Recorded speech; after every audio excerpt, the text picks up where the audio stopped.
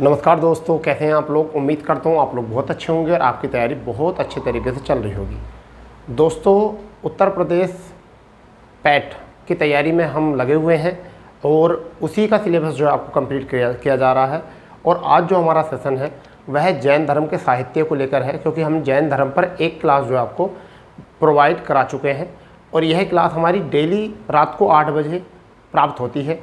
तो जिन लोगों को अभी तक नहीं पता है और जो लोग अभी तक चैनल पर सब्सक्राइब नहीं किया है वो चैनल को सब्सक्राइब करें, अपने दोस्तों को ज़्यादा से ज़्यादा शेयर करें, जिसके माध्यम से उन लोगों को भी जिनको संसाधन नहीं है पढ़ने के, उनके पास भी यही संसाधन पैट की तैयारी घर बैठे जो है वह कर सकें। तो ऐसी ही आप अगर सपोर्ट करते रहें तो आपका ये परिवार बहुत बड़ा परिवार बन जाएगा, ठीक है। और हम आपकी सेवा में इस तरीके से ही मेहनत करते रहेंगे। तो दोस्तों, आज की क्लास को शुरू करते हैं। क्लास क्या है हमारी, उसके लिए हम बात करते हैं। देखिए, जैन साहित्य पर हम सबसे पहला गौर करते हैं। हमने जैन साहित्य को लिखा है, तो देखिए प्रारंभिक जैन साहित्य की अगर हम बात करें तो वो अर्धमागधी और शोरसैनी व कन्नड़ से था लिखा हुआ। यानी कि अगर हम बात करें प्रारंभिक जैन साहित्य, तो ये क्या था हमारा, अर्धमागधी में लिखा हुआ था और शोरसैनी में भी लिखा हुआ था और कन्नड़ में भी लिखा हुआ था। ये बात आपको याद रखनी है थोड़ी सी। जबकि बात करें वर्तमान में, तो वर्तमान में जो लिखा हुआ है यह साहित्य वह संस्कृत और प्राकृत भाषा में लिखा है। किस में लिखा है, संस्कृत और प्राकृत भाषा में लिखा है, ठीक है। यहाँ पर कुछ बात अगर बताएं तो जैन साहित्य को, किसको, जैन साहित्य को आगत कहा जाता है। किसे कहा जाता है, आगत कहा जाता है। जिसमें यानी कि क्या आगत कहा जाता है, जिसमें क्या क्या चीज़ें हैं, तो मैं आपको बताने की कोशिश कर रहा हूँ यहाँ से।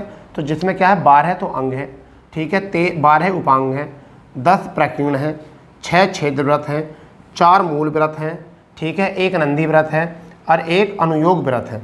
तो इन सब के योग को हम क्या कहते हैं, आगत, ठीक है। एक जानकारी और बताते हैं आपको, आगत ग्रंथों की रचना जो है वो किसने की थी, श्वेतांबर संप्रदाय के लोगों ने की थी।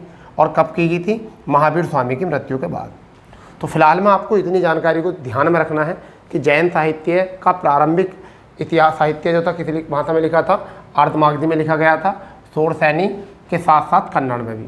जबकि वर्तमान में जो है वह संस्कृत एवं प्राकृत दोनों भाषाओं में जो है देखने को मिलता है। और जैन साहित्य को आगत कहा जाता है, जिसमें 12 अंग, 12 उपांग, 10 प्रकीर्ण, 6 छेद व्रत, 4 मूल व्रत, ठीक है, 1 नंदी व्रत और 1 अनुयोग व्रत है। और इनकी रचना किसने की थी, तो की थी श्वेतांबर संप्रदाय के लोगों ने। और कब की थी, महावीर स्वामी की मृत्यु के बाद। तो इतनी जानकारी आपको याद रखनी है यहाँ से। अब हम कुछ ऐसे ग्रंथ हैं जिनके बारे में हम बात करना चाह रहे हैं, ठीक है। वो क्या है, हमारे जो साहित्य की कुछ बातें हैं उनको थोड़ा सा माइंड करेंगे क्या है। जैन साहित्य में कुछ ऐसे और साहित्य हैं जिनके लिए हम विशेषकर जाने जाते हैं कि हमें वो पढ़ने पड़ते हैं। तो पहला जो हमारा है, पहला जो है वह कल्पसूत्र। क्या है भैया, कल्पसूत्र। तो पहला जो है वो क्या है आपका, कल्पसूत्र है। अब इस कल्पसूत्र में क्या है, इसका संकलन जो किया था, इसका जो संकलन किया था वो किसने किया था, भद्रबाहु ने किया था। किसने किया था, भद्रबाहु, ठीक है, भद्रबाहु ने किया था। और कौन सी भाषा में किया था, संस्कृत भाषा में किया था। किस में किया था, संस्कृत भाषा में, ठीक है भाई, संस्कृत भाषा में किया गया था। और इसमें क्या है, इसमें जो है जैन धर्म के तीर्थंकरों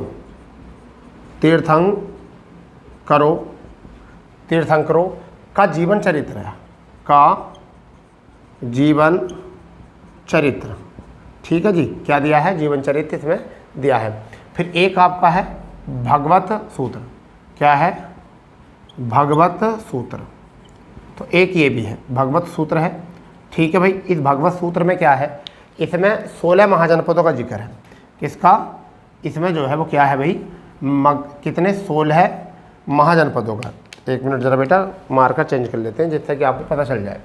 तो इसमें किस चीज़ का जिक्र है, 16 महाजनपदों का जिक्र है, ठीक है। और दूसरी बात यहाँ पर महावीर स्वामी के शिक्षाओं पर प्रकाश डाला है। क्या डाला है, प्रकाश डाला है शिक्षा पर, ठीक है। इतनी आपको यहाँ से थोड़ी सी जानकारी याद रखनी है। एक आपका जो है वो क्या है, आपका अचरंगी सूत्र। तीसरा क्या है, अचरंगी सूत्र। अचरांगी सूत्र, ये भी आपका इंपॉर्टेंट हो सकता है। अचरांगी सूत्र में क्या है, जैन भिक्षुकों यानी किसका, जैन भिक्षुओं के बारे में जानकारी, वो भी कहाँ पर, दक्षिण भारत में। ठीक है भाई, तो फिलहाल में आप इतने को ध्यान रखो। तो पहला हो गया हमारा कल्पसूत्र, जिसका संकलन किसने किया था, भद्रबाहु ने किया था। संस्कृत और भाषा में है ये, ठीक है, और जैन धर्म के तीर्थंकरों के जीवन चरित्र पर जिक्र है। ठीक है, भगवत सूत्र की अगर हम बात करें यहाँ पर, तो भगवत सूत्र जो है जो 16 महाजनपदों के लिए ज़्यादा जाना जाता है, ये आपको याद रखना, 16 महाजनपदों के लिए ज़्यादा जाना जाता है। और महावीर स्वामी, ठीक है, महावीर स्वामी की शिक्षाओं पर भी प्रकाश डाला है यहाँ। जैन भिक्षुओं के बारे में जानकारी प्राप्त करनी है दक्षिण भारत के, तो वो क्या है, अचरंगी सूत्र। ठीक है भाई, तो इतने को करो कंप्लीट, पहले इतने को कंप्लीट करो। ठीक है, बहुत जल्दी था। एक अगर मैं यहाँ लिखना चाहूँ चौथे नंबर पर लिखना चाहूँगा तो क्या है, भद्रबाहु चरित्र। क्या है, भद्रबाहु चरित्र। भद्रबाहु चरित्र की बात अगर हम यहाँ से करें तो इसमें क्या है, इसमें चंद्रगुप्त मौर्य के राज्य की घटनाएं दे रखी हैं, यानी कि किसकी, गुप्त मौर्य के राज्य की घटनाएं दे रखी हैं। क्या दे रखी हैं, घटनाएं दे रखी हैं, इसका जिक्र यहाँ दे रखा है। ठीक है भाई, तो इतनी बात आपको यहाँ से याद करनी है जैन साहित्य में। इसको जल्दी से नोट करो, आप जल्दी से नोट करो। कोई दिक्कत, कोई परेशानी, कोई शिकवा, कोई शिकायत हो तो बताओ जल्दी। ठीक है भाई, इसको कंप्लीट कर लो यहाँ से, बिल्कुल अच्छे तरीके से कंप्लीट कर लो। कोई घबराने की बात नहीं है, कोई डरने की बात नहीं है बेटा। यहाँ से हो गया होगा नोट, पक्का ना। चलिए, आज की क्लास जो है ना बहुत यूनिक क्लास होने वाली है।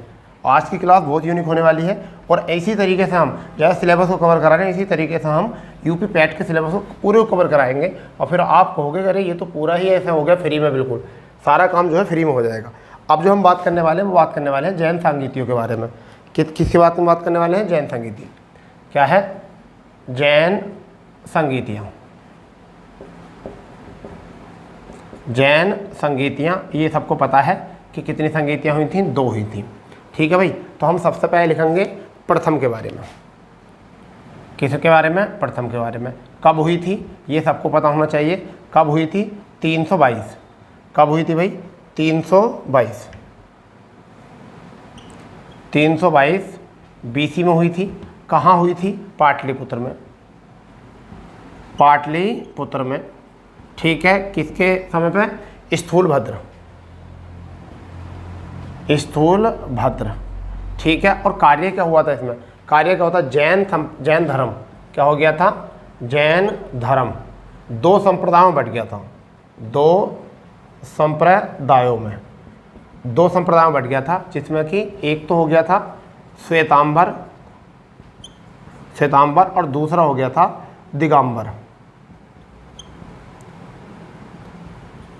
दिगंबर।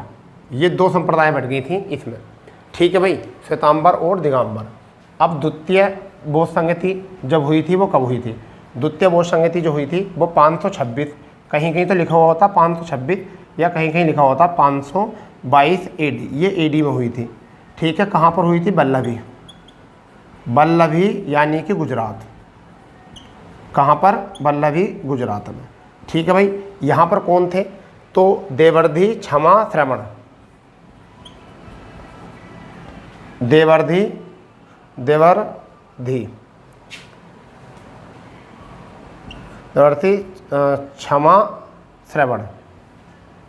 क्षमा, श्रवण। ठीक है भैया, तो इसमें क्या कार्य हुआ था, इसमें कार्य हुआ था ग्रंथों को 11 अंगों में संकलित किया था। यानी किसको, ग्रंथों को कितने अंगों में, 11 अंगों में संकलित किया गया था। क्या किया गया था, 11 अंगों में संकलित किया गया था। तो ये हमारी हुई थी जैन संगीतियाँ। सॉरी, क्या हुई थी, 2 जैन संगीतियाँ हुई थी, जिनमें हमें पता होना चाहिए। प्रथम संगीति जो हुई थी वो हुई थी 322 BC, पाटलिपुत्र स्थूलभद्र ने की थी। ठीक है, जैन धर्म को 2 संप्रदायों में बांटा गया था। इसमें श्वेतांबर और दिगंबर। बात करेंगे कैसा बांटा गया था, सभी अभी बात करेंगे उसको। द्वितीय जो था 526 में, और 522 भी लिखा हुआ था बल्लभी गुजरात में। देवर्षि क्षमा श्रवण ने करा था। और ग्रंथों को किस में बांटा गया था, 11 अंगों के में संकलित किया गया था। इतनी बात अपने माइंड में रखो पहले, यहाँ तक इतना हो गया ना आपको, ठीक है। अब यहाँ बात आती है विभाजन को लेकर, सबसे पहले बात आती है विभाजन को लेकर, ठीक है, जैन धर्म का विभाजन। अब मैं आपको बताता हूँ जैन धर्म का विभाजन कैसे हुआ। जैन धर्म का विभाजन जब महावीर स्वामी के निर्वाण को 200 वर्ष हो गए थे, कितने 200 वर्ष हो गए थे, तो कुरीतियाँ फैल गई थी बहुत ज़्यादा जैन धर्म में। और जब तुम्हें पता है अति को बैर होता है, ठीक है, तो कहते नहीं अति को बैर होता, तो जैन धर्म में जब बहुत सारी कुरीतियाँ फैल गई थी, तो जैन धर्म में महावीर स्वामी के निर्वाण के 200 वर्ष बाद मगध में 12 वर्षों का अकाल पड़ा। 12 वर्षों का क्या पड़ा? अकाल पड़ा। जैन संगीतों की बात बता रहा हूँ मैं, ठीक है। 12 वर्षों का अकाल पड़ा, ठीक है। और वो अकाल पड़ने के बाद में क्या हुआ कि कुछ अनुयायी जो थे, कुछ अनुयायी तो है, अपनी जान बचाने के लिए भद्रबाहु के साथ कर्नाटक चले गए। किसके साथ? भद्रबाहु के साथ कर्नाटक चले गए। और कुछ लोग जो थे मगध में रह गए थे, ठीक है। और जब वो अकाल समाप्त हो गया और भद्रबाहु ने जब आके देखा, तो भद्रबाहु ने आकर देखा तो उनमें क्या हुआ, उन दोनों में मत विभेद हो गए। उन लोगों को क्या हुआ, मैं छोटे बता रहा हूँ एकदम, यहाँ से क्वेश्चन तो आता नहीं वैसे, ठीक है। तो क्या होता है कि उन दोनों में मत विभेद हो जाते हैं और उन्हीं मत विभेदों को लेकर जो है क्या हो जाता है, विभाजन। अब आएगा क्वेश्चन यहाँ से, अब यहाँ से क्वेश्चन आएगा कि क्या है इंपॉर्टेंट, ठीक है। अब विभाजन से लेकर जो है क्वेश्चन अब आएंगे दोनों तरफ से विभाजन। एक तरफ लिखेंगे हम श्वेतांबर, एक तरफ लिखेंगे दिगंबर। तो हम लिखेंगे सबसे पहले विभाजन, ठीक है बेटा। सबसे पहले हम लिखेंगे विभाजन, और विभाजन में हम एक तरफ लिखने वाले हैं, एक तरफ लिखने वाले हैं श्वेतांबर, श्वेतांबर। और श्वेतांबर में जो हमें लिखना है वो लिखना है 13पंथी लोग। कौन? 13पंथी लोग।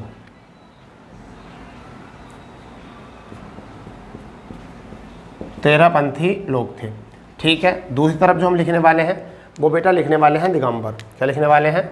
दिगंबर। दिगंबर लिखने वाले हैं। और दिगंबर में हम जो लिखेंगे वो क्या लिखेंगे बेटा? हम लिखेंगे समैया, समैया लिखेंगे, ठीक है, समैया, ठीक है भाई। तो ये थे। अब यहाँ सबसे पहला पॉइंट करते हैं, एक पॉइंट, ठीक है। पहला पॉइंट क्या था? पहला पॉइंट क्या था? पहला पॉइंट था कि ये लोग जो थे ये कहाँ रहते थे? मगध में। मगध में, मगध में निवास, मगध में निवास, ठीक है भैया। मगध में निवास करने वाले थे, ठीक है, ये आपको पता होना चाहिए। और देखिए मगध में जो निवास करा था वो किसने करा था? स्थूलभद्र के लोगों ने। तो यहाँ पर कौन थे? स्थूलभद्र, स्थूलभद्र थे यहाँ। तो ये कहाँ थे? इधर के लोग जो थे वो कहाँ थे? ये कर्नाटक थे। कहाँ थे भैया? ये कर्नाटक। कर्नाटक जाकर वापस आने वाले, वापस आने वाले, ठीक है भैया। तो ये कौन थे? भद्रबाहु, ये भद्रबाहु थे, ठीक है भैया, ये भद्रबाहु के साथ थे, ठीक है। ये नग्न अवस्था में रहते थे। क्या रहते थे? नग्न अवस्था में, नग्न अवस्था में रहते थे। जबकि ये लोग जो रहते थे श्वेत सफ़ेद वस्त्र धारण करते थे, सफ़ेद वस्त्र धारण करते थे, ठीक है भैया। यहाँ पर अगर हम बात करें नेक्स्ट में, तो मोक्ष प्राप्ति के बाद वस्त्र त्यागना, ठीक है। क्या था? मोक्ष के बाद वस्त्र त्याग, वस्त्र त्याग, इनका मत ये था, मोक्ष के बाद वस्त्र त्याग, ठीक है। स्त्रियां निर्वाण की अधिकारी नहीं होती, स्त्रियां निर्वाण की अधिकारी नहीं होती, नहीं होती, ये बात जरूर याद रखनी है, ठीक है भैया। फिर केवल्य के लिए अगर हम बात करें, केवल्य के लिए भोजन आवश्यक नहीं है, केवल्य के लिए भोजन आवश्यक नहीं है, केवल्य के बाद, केवल्य के बाद। तो केवल्य की प्राप्ति के बाद जो है, केवल्य के बाद भोजन आवश्यक नहीं है, आवश्यक नहीं है, ये थोड़ी जानकारी यहाँ से मिलनी चाहिए। और ये कट्टरपंथी थे, कट्टरवादी जैन मत के थे, जैन मत के थे, इतनी जानकारी यहाँ रखो। यहाँ पर क्या बात आ गई है? सफ़ेद वस्त्र धारण करते थे, ठीक है। मोक्ष के बाद वस्त्र त्यागना आवश्यक नहीं था, यानी क्या था? वस्त्र त्यागना आवश्यक नहीं था, आवश्यक नहीं, इन्होंने ये कहा। इन्होंने कहा स्त्रियां निर्वाण के अधिकारी होती हैं,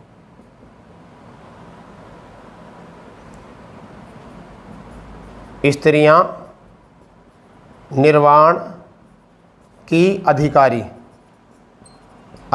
होती हैं, इन्होंने ये कहा। ठीक है, कैवल्य के बाद इन्होंने कहा, कैवल्य के बाद, ठीक है, कैवल्य के बाद जो है, कैवल्य के बाद भोजन की आवश्यकता नहीं है। कैवल्य के बाद भोजन की आवश्यकता,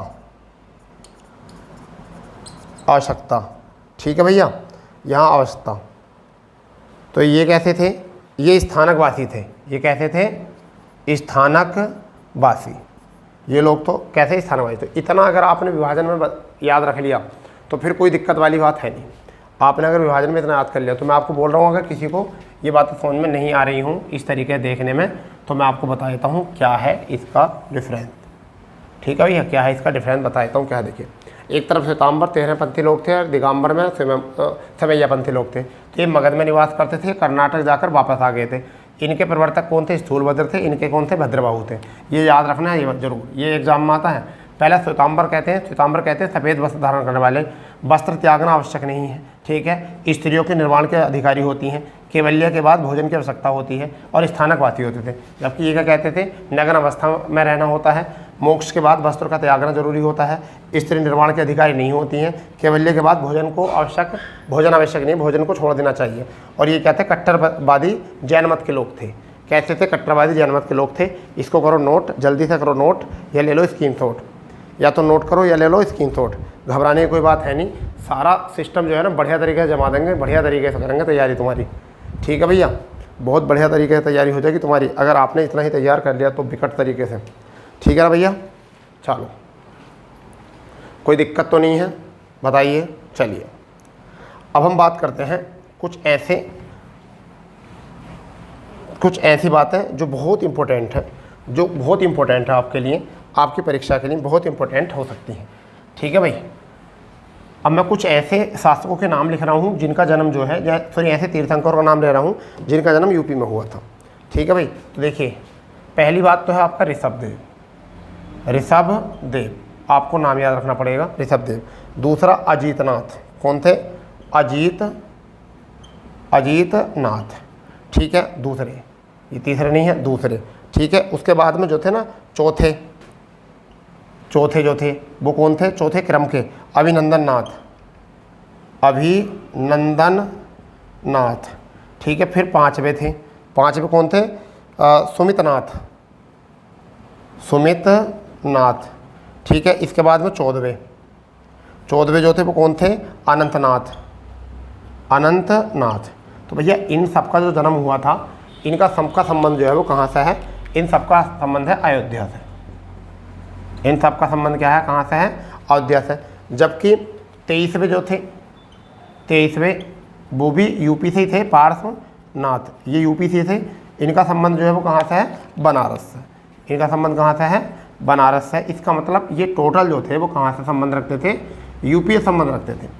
यानी कि 23 में से आपके 6 ऐसे तीर्थंकर थे जो कहाँ से संबंध रखते थे? यूपी से संबंध रखते थे। ठीक है, तो इतनी बात भी जरूर याद रखो। पहले हो गए आपके ऋषभदेव, दूसरे हो गए अजीतनाथ, तीसरे हो गए अभिनंदन नाथ, और 5वें नंबर पर हो गए आपके, चौथे नंबर अभिनंदन नाथ, 5वें पर हो गए आपके सुमितनाथ, और 14वें नंबर के थे अनंतनाथ, और 23वें नंबर के थे पार्श्वनाथ बनारस में, और ये चारों कहाँ से? अयोध्या से। और इनका संबंध कहाँ से बेटा? यूपी से इनका संबंध है। ठीक है, बताओ इससे ज़्यादा भी जानकारी क्या है? आपको इतना डीप नॉलेज दी जा रही है, चेक करी जा रही है आपकी, और डीप तरीके से बताया जा रहा है। ठीक है, बताओ इतना तो कोई नहीं कर पाएगा, पेड कोर्स वाला भी नहीं कराएगा भाई। वो भी क्या करते हैं, जब तुम्हारा पैसा हड़प लेते हैं ना, हड़प नहीं कहूँगा मैं तो उसको, पैसा लेंगे, फिर उसके बाद थोड़ी बातें करा के और कह देंगे लो जी हमने कोर्स पढ़ लिया, और तुम जो है ना चौथे आसमान पर चढ़ जाओगे फिर कि हमने कोर्स पढ़ लिया, फिर बाद में पेपर में जाकर ना बिल्कुल नीचे आ गिरोगे चौथे आसमान से। ठीक है, तो डीप नॉलेज कभी नुकसान नहीं देती, समझ गए नहीं? डीप नॉलेज जो है कभी नुकसान नहीं देती बेटा, तो इस बात को थोड़ा ध्यान रखो। अब हम बात करने वाले कुछ ऐसे शासक जो जैन धर्म के अनुयायी थे। तो एक तरफ लिखो शासक और एक तरफ लिखो अनुयायी, यानी संबंध, यानी ऐसा मान लो जैन धर्म को मानने वाले शासक वो कौन कौन से थे? तो मैं सबसे पहले बात करूँगा बिंबिसार की, सबसे बात करूँगा मैं बिंबिसार की। दूसरी बात में मैं करूँगा वो करूँगा मैं चंड प्रदोत, चंड प्रदोत की बात करूँगा। फिर मैं बात करूँगा अजातशत्रु, अजातशत्रु शत्रु। फिर मैं चौथे के नंबर पर बात करूँगा, चौथे नंबर बात करूँगा उदयन, उदयन। पाँचवें नंबर पर जो मैं बात करने वाला हूँ वो दधिवाहक, दधिवाहक, दधिवाहक, ठीक है। फिर चेटक, छठे नंबर पर बात करूँगा मैं चेटक की।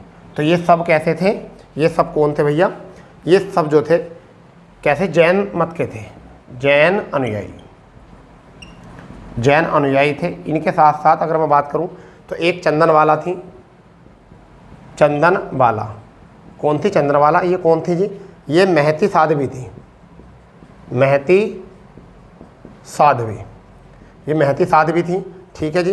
एक अगर बात करें चंद्रगुप्त, चंद्रगुप्त, यहाँ से क्वेश्चन इंपॉर्टेंट है, चंद्रगुप्त मौर्य, चंद्रगुप्त मौर्य को जो शिक्षा दी थी वो किसने दी थी, सुहास्ती ने, किसने दी थी, सुहास्ती ने दी थी शिक्षा, ठीक है भैया, सुहास्ती ने शिक्षा दी थी। तो ये कुछ शासक हैं जहाँ से आपको थोड़ी सी याद रख के चलना है, ठीक है। सुहास्ती ने शिक्षा दी थी इनको। तो आपके क्या हो गया, बिंबिसार का संबंध जैन से है, चंड प्रदोत का, अजातशत्रु का, उदयन का, दधिवाहक का, चेटक का, सबका संबंध किससे है, जैन से। जबकि चंदनवाला जो है महती साध्वी थी, तो ये भी बहुत जैन धर्म से हो गई हैं। चंद्रगुप्त मौर्य जो हैं ये भी सुहास्ती से शिक्षा ली थी इन्होंने, और ये भी जैन मत से ही हो चुके हैं। इनके साथ साथ कुछ और शासक याद रखने हैं जिन्होंने कुछ काम भी कराए हैं और वो थे भी। तो यहाँ पर देखो थोड़ा सा जो है ना आराम आराम से भी आप समझते गए, एक दो बार वीडियो देखोगे सब तैयार हो जाएगा। तो एक तो थे खारवेल नरेश, एक तो थे खारवेल, खारवेल इन्होंने क्या करा था, इन्होंने ये जैन मत के अनुयायी थे, क्या थे, जैन मत अनुयायी, अनुयायी थे, ठीक है। कार्य करा था उन्हें उदयगिरी, उदयगिरी में क्या बनाई थी, गुफा या विहार बनवाए थे, क्या बनवाए थे, विहार।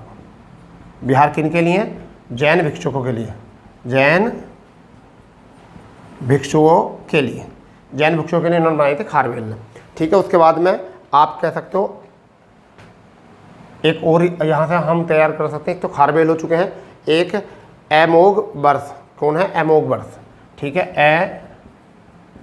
एमोग बर्स, ठीक है भाई। ये कौन थे, ये भी जैन मत अनुयायी थे, ठीक है।